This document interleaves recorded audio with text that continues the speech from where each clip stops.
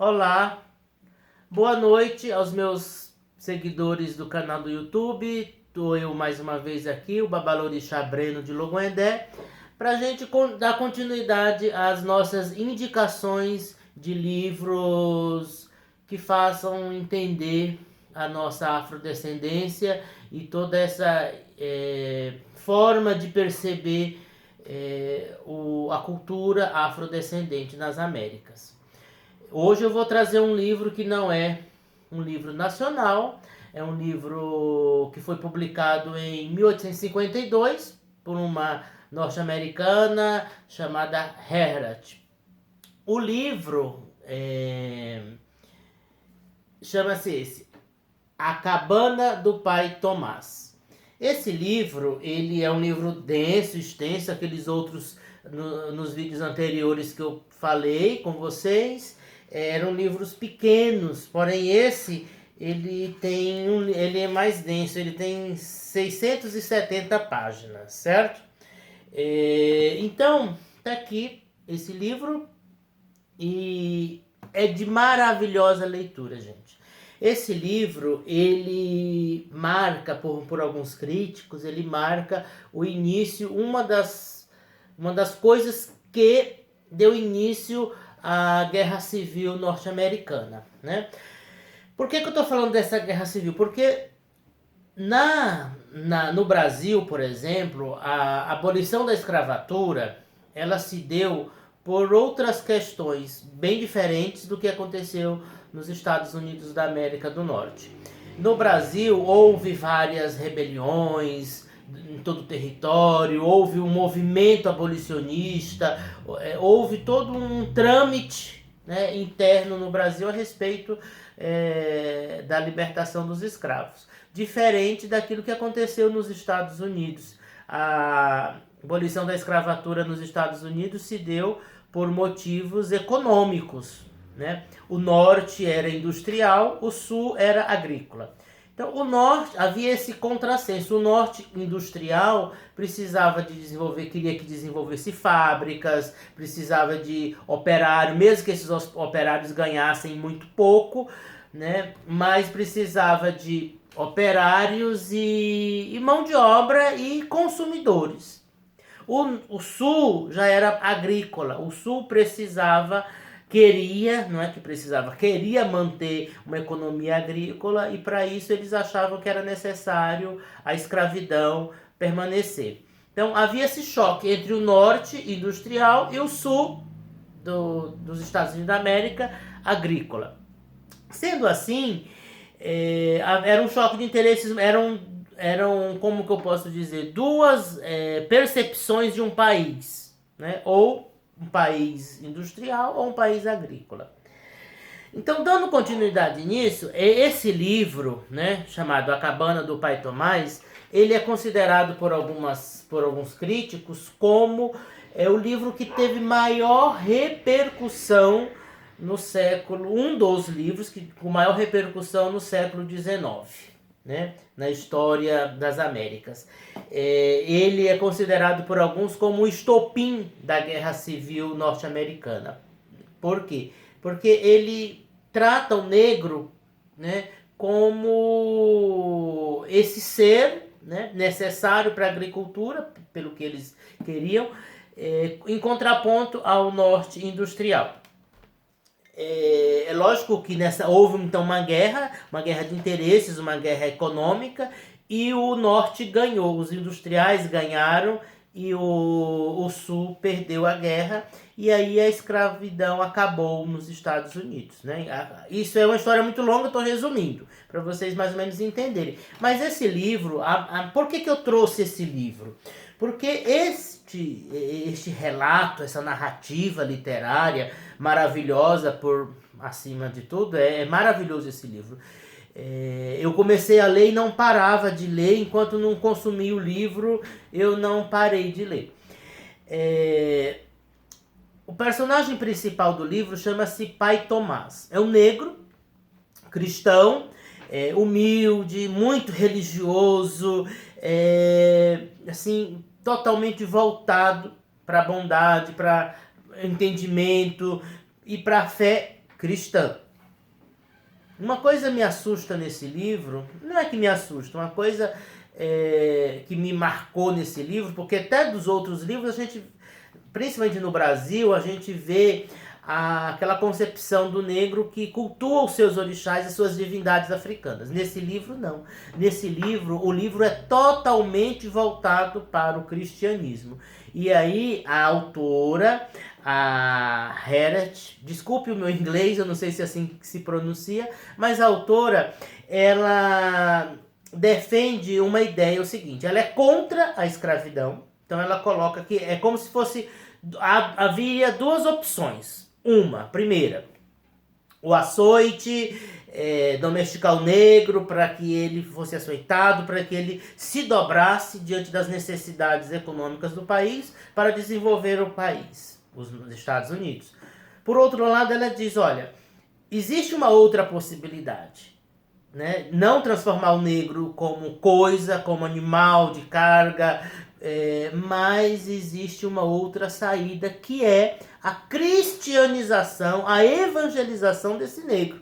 Então, por isso que ela apresenta o pai Tomás como um homem totalmente cristão, imbuído da fé cristã, imbuído de tudo isso. Então ela diz assim, são dois caminhos, ou a gente aceita o açoite, a escravidão, ou a gente transforma esse negro, esse homem selvagem, em pessoas cristãs, e aí a gente educa na nossa fé. Então o caminho natural seria o único, ela coloca como o único ponto de saída para essa situação a cristianização. É um falso dilema, né? Como se houvesse só essas duas possibilidades, ou a escravidão ou a cristianização, né? É um falso dilema, porque entre a escravidão e a cristianização existem vários outros caminhos. Por exemplo, a possibilidade do negro escolher a sua fé, escolher aquilo que ele quer seguir, né? Mas não, ela coloca a fé cristã,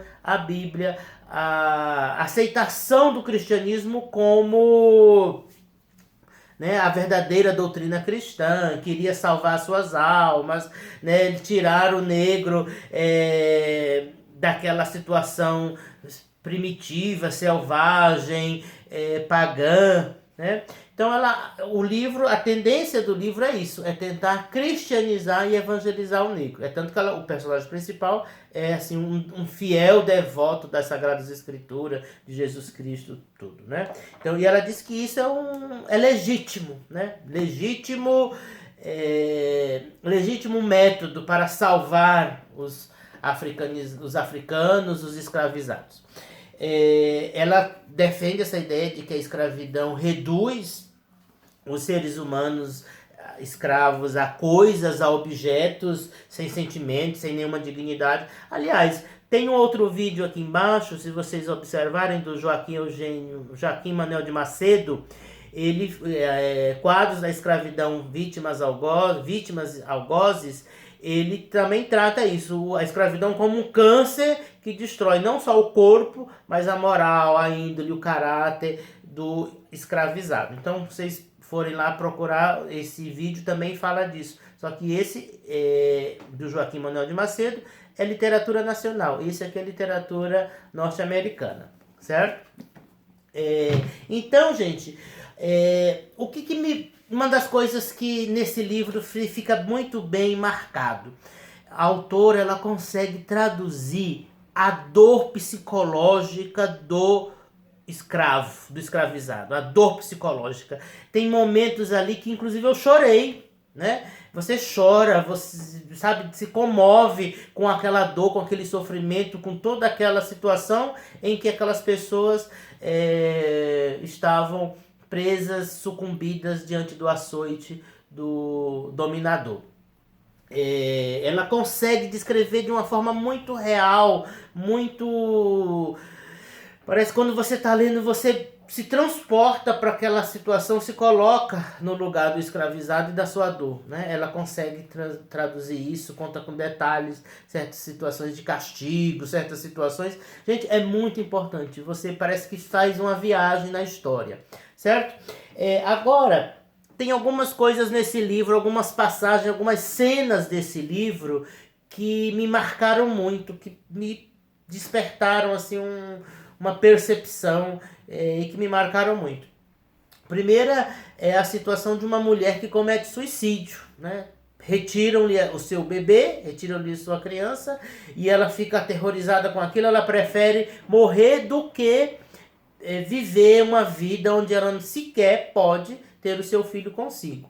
É lógico que o dono do escravo tem uma cena que ele começa a criticar. Essas mulheres, a gente tira os filhos dela, elas ficam rebeldes, tem que descer o açoite, tem que dominá-la perante o açoite, o castigo físico para ela poder ser. Onde é que já se viu uma mulher ficar chorando e triste porque ele tirei a cria, né? Ele não consegue se colocar no lugar da escrava, né? Mulher, mãe, incapaz sequer de se colocar no lugar dela para que percebesse que ela era mãe e que a dor da perda do filho, de um filho bebê que lhe foi retirado, né?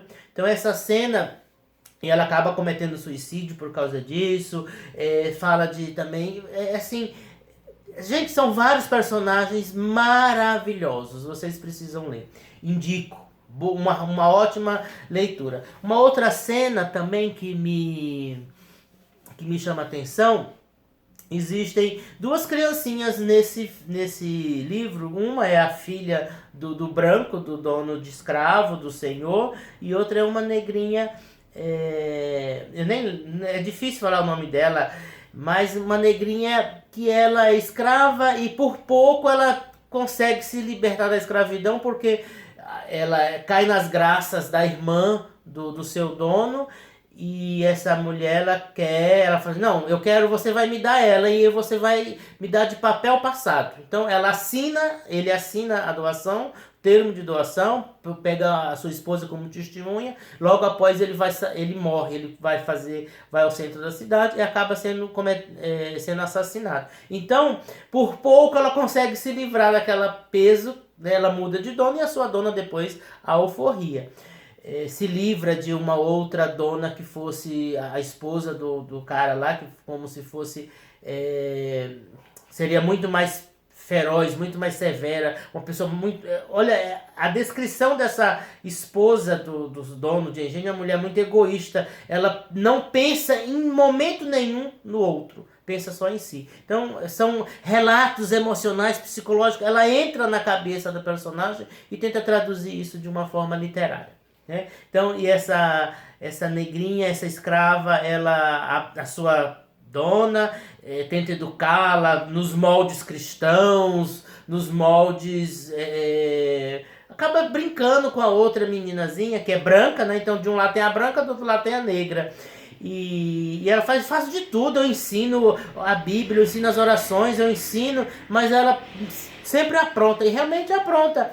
Mas tem uma hora que a menina fala assim, você tenta mostrar uma coisa, mas isso é falso. Você sequer toca em mim, você sequer me dá um abraço, você sequer me trata como alguém possível de um contato físico. Aí ela se toca e percebe, realmente, né? Então, essa mudança, né, de você não precisa simplesmente dizer que vai fazer o bem para o outro. Para você reconhecer o outro como um ser humano, como alguém de valor, não é simplesmente com palavras, mas com atitudes, a doação, a empatia, o estar junto, né? Uma outra cena que me chama muita atenção nesse livro já numa fazenda onde o pai Tomás, depois ele muda de vários donos, e numa dessas fazendas, um homem muito ruim, muito rude, muito severo, muito mau, ele tem a sua casa, ele tem uma mulher que ficava ali, que cuidava da casa, fazia comida, cuidava dele, e ainda lhe servia à noite na cama. E ela envelhece, aí chega a hora que ele vai pegar uma mulher mais nova, e leva para casa dele para que ela desempenhar aquele papel que a outra desempenhava. E elas se tornam amigas. Elas dizem, isso que você está fazendo eu já fiz também, ele já foi atrás de mim. Hoje eu estou velha, mas você é nova, você vai fazer aquilo que eu já fiz. Elas se tornam amigas e planejam uma fuga. A fuga, gente, é maravilhosa. Assim, a ideia dela conseguir fugir. Ela sabia que aquela fazenda era muito afastada, num local muito remoto, cercada de pântanos. Se ela fugisse, ela seria pega, castigada, iria sofrer muito. Então, ela planeja uma fuga com essa sua amiga, né? E aí ela foge e se esconde dentro da própria casa. Ele sai à procura com cães farejadores, coloca todo o pessoal dele, os capangas, para encontrá-la, e não acham. Por quê? Porque ela está escondida dentro de casa. Se ela tivesse fugido para o mato, para a selva, para a estrada, ela teria sido pega. Então ela percebe, ela cria essa estratégia. A gente vai se esconder no sótão. E lá no sótão, quando passa alguns dias, já que eles desistiram da busca, da caça, aí numa hora ela foge e não são pegas. Então, a estratégia de fugir do seu dono escondida dentro da própria casa. A forma como ela monta isso é muito gostoso de ler. Muito a esperteza dela, a sabedoria daquela mulher, né? As duas mulheres que fogem dessa forma. E também o castigo do pai Tomás, um homem muito bom, muito justo, muito, muito altruísta, muito generoso, muito voltado com os olhos para o bem. O sofrimento, o castigo, o pai Tomás acaba morrendo, enterrado numa estrada, na beira de uma estrada, certo? Então, mas eu não vou falar muito do pai Tomás porque eu queria que vocês lessem o livro. Vocês depois, se alguém ler o livro, procurar, leia, me comentem, né, façam um comentário aqui. Ai, pai Breno, eu gostei muito dessa leitura, desse livro. É bom, eu preciso desse feedback, certo? Então, A Cabana do Pai Tomás, é um clássico, gente, é um clássico. Tem outro livro melhor que esse, né? Mas como a gente vai chegar lá, eu vou falar depois. Leiam que vocês não vão se arrepender. E espero que vocês depois comentem comigo, mandem e-mail, mandem mensagem, o que vocês acharam da leitura desse livro, tá? Muito obrigado pela atenção de todos. Espero que tenha satisfeito a necessidade de mais uma indicação de livros da afrodescendência. Não se esqueçam de se inscrever no canal, de curtir e comentar e divulgar, né? Carece de indicações, as pessoas hoje carecem de indicações de livros que falem sobre a afrodescendência. Mais uma indicação minha e eu estarei sempre indicando novos livros. E muito obrigado para todos e tenham um bom dia, uma boa tarde ou uma boa noite, dependendo do horário que vocês assistam o livro. Não se esqueçam de se inscrever no canal, de dar o seu like, curtir, comentar. Muito obrigado pela atenção.